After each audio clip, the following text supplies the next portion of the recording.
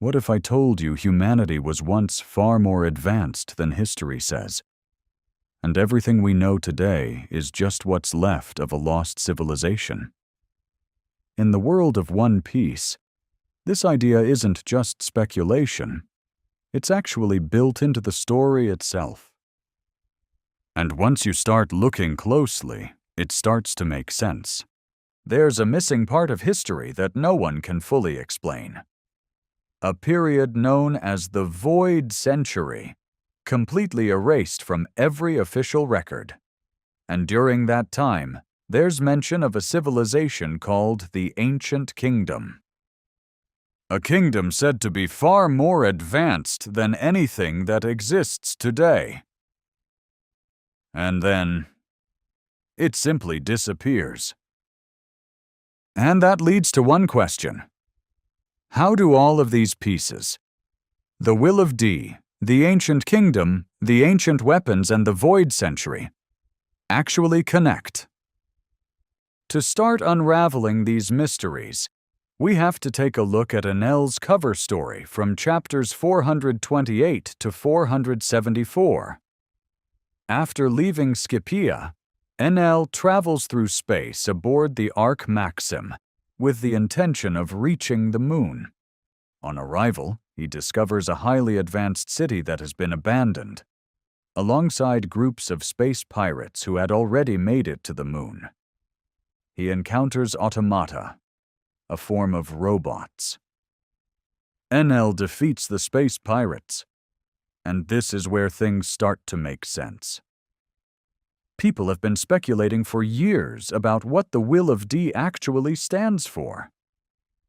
But what if the D itself isn't just a letter or a smile, but actually a symbol of heritage, the heritage of the Moon People?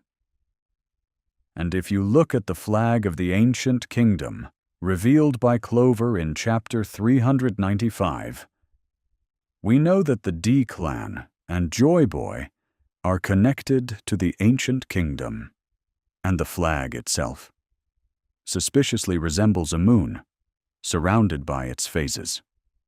Even more suspicious, the abandoned city Enel found on the moon was also named Birka, the exact same name as his homeland that was destroyed.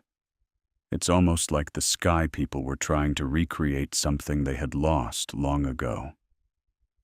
And if the Ancient Kingdom really had ties to the moon, then one of the ancient weapons makes even more sense.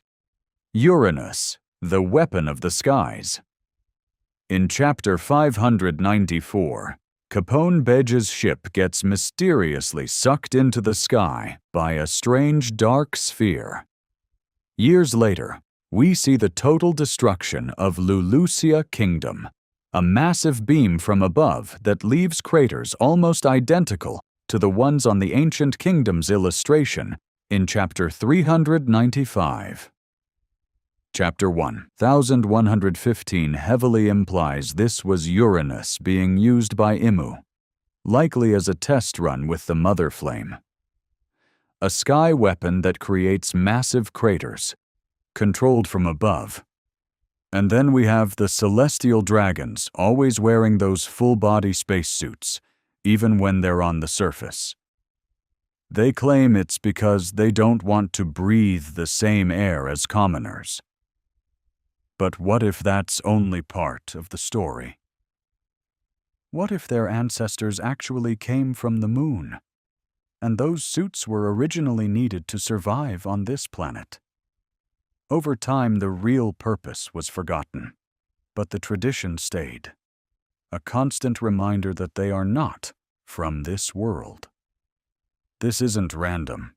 This all feels like leftover technology and culture from the same moon civilization that the D-Clan and Joy Boy came from. So when you put all these pieces together, a much bigger picture starts to form. After the fall of the Ancient Kingdom during the Void Century, I believe their people split into 3 factions. One faction descended fully to the Blue Sea. These became the ancestors of the D-Clan and Joy Boy, carrying the will of freedom and the spirit of the sun god Nika. The other two factions remained in the sky.